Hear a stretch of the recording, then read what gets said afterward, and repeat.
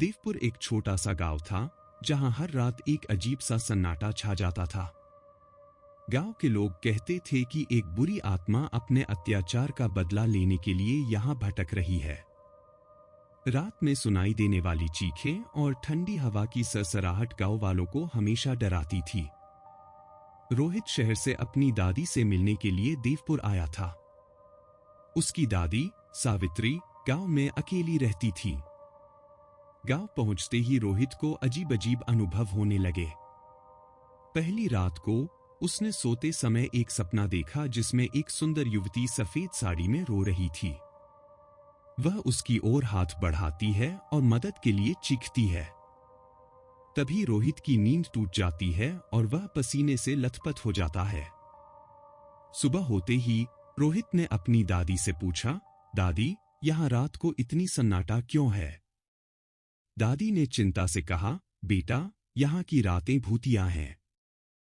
कई साल पहले एक युवती चंद्रिका की हत्या इस गांव में हुई थी। उसकी आत्मा अब भी बदला लेने के लिए भटक रही है। रोहित ने आश्चर्य से पूछा, क्यों? क्या हुआ था उस युवती के साथ? दादी ने गंभीरता से कहा, चंद्रिका गांव के जमींदार के बेटे से प्यार करती थी, लेकिन उसके प्यार को स्वीकार नहीं किया गया और उसकी निर्ममता से हत्या कर दी गई। उसकी आत्मा तब से ही शांति नहीं पा सकी। इस बीच रोहित की बचपन की दोस्त मीरा उससे मिलने आई। उसने रोहित को बताया कि गांव में हर कोई चंद्रिका की आत्मा से डरता है और रात को घर से बाहर नहीं निकलता। रोहित और मीरा ने इस रहस्य को सुलझाने का फैसला किया। वे पुराने स्कूल के खंडहरों में जाने का निश्चय करते हैं जहां चंद्रिका की हत्या हुई थी। रात के अंधेरे में वे खंडहर पहुंचे। खंडहर के अंदर उन्होंने कुछ पुराने दस्तावेज खोजे जिनमें चंद्रिका की हत्या की पूरी कहानी लिखी थी।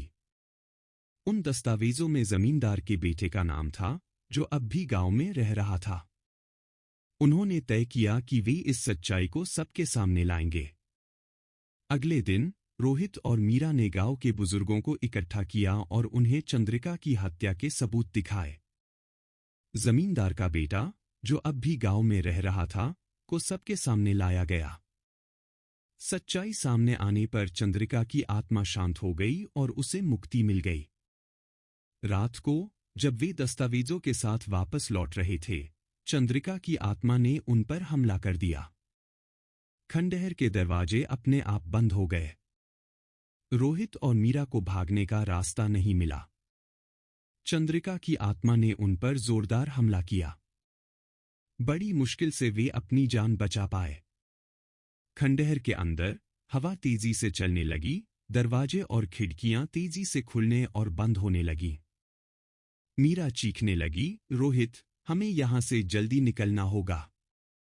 रोहित ने हिम्मत जुटाकर कहा, हमें चंद्रिका की आत्मा को शांति देनी होगी। उसके बिना यह सब नहीं रुकेगा। उन्होंने चंद्रिका की आत्मा से बात करने की कोशिश की। चंद्रिका, हम तुम्हारी मदद करना चाहते हैं। हमें बताओ कि हम क्या कर सकते हैं, रोहित ने जोर से कहा। अचानक खंडहर के अंदर की हलचल थम गई। एक ठंडी हवा का झोंका आया और चंद्रिका की आत्मा उनके सामने प्रकट हुई। वह दुखी और क्रोधित थी। मुझे न्याय चाहिए, उसने कहा। मुझे मारने वाले को सजा मिलनी चाहिए। रोहित और मीरा ने वादा किया कि वे उसकी हत्या के दोषी को सबके सामने लाएंगे। अगली सुबह वे गांव के प्रमुखों को इकट्ठा करते हैं और जमींदार के बेटे का पर्दाफाश करते हैं। गांव वाले गुस्से में आकर उसे सजा देने की बात करते हैं। लेकिन रात होते ही जब वे फिर से खंडहर के पास पहुंचे, अजीब घटनाएं होने लगी। खंडहर के अंदर कुछ छिपा हुआ था। एक भयानक रहस्य जिसे चंद्रिका की आत्मा ने अनजाने में खोल दिया था। खंडहर के नीचे एक गुप्त तहखाना था जहां और भी आत्माओं का निवास था। यह तहखाना एक प्राचीन शाप से ग्रसित था जो उन सभी आत्माओं को बांध कर रखता था। रोहित और मीरा जब तहखाने में उतरे तो उन्होंने देखा कि वहां अजीब और डरावनी मूर्तियां और तंत्र मंत्र के चिन्ह थे। अचानक एक ठंडी हवा का झोंका आया और सभी मोमबत्तियां बुझ गईं। रोहित ने मीरा का हाथ पकड़ा और उसे सांत्वना देने की कोशिश की। हमें यहां से निकलना होगा, उसने कहा। लेकिन तभी एक गूंजती हुई आवाज आई, तुम्हें यहां से कोई नहीं बचा सकता। रोहित और मीरा ने देखा कि उनके चारों ओर धुंधली आकृतियां दिखाई दे रही थीं, जो उनकी ओर बढ़ रही थीं। वे दोनों भय से जकड़ गए थे।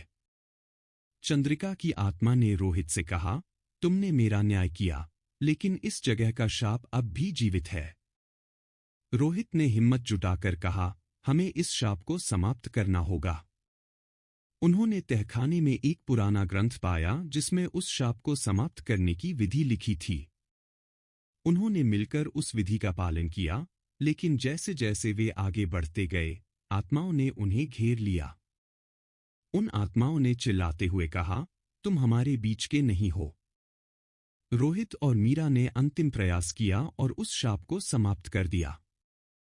अचानक एक तेज रोशनी चमकी और सभी आत्माएं मुक्त हो गईं। लेकिन तभी एक भयानक विस्फोट हुआ और खंडहर ध्वस्त हो गया। रोहित और मीरा किसी तरह बाहर निकले, लेकिन यह अनुभव उनके जीवन का सबसे भयावह था। उन्होंने गांव वालों को सब कुछ बताया और गांव वालों ने खंडहर को पूरी तरह सील कर दिया ताकि वहां कोई और न जा सके। देवपुर गांव में अब फिर से शांति लौट आई थी, लेकिन रोहित और मीरा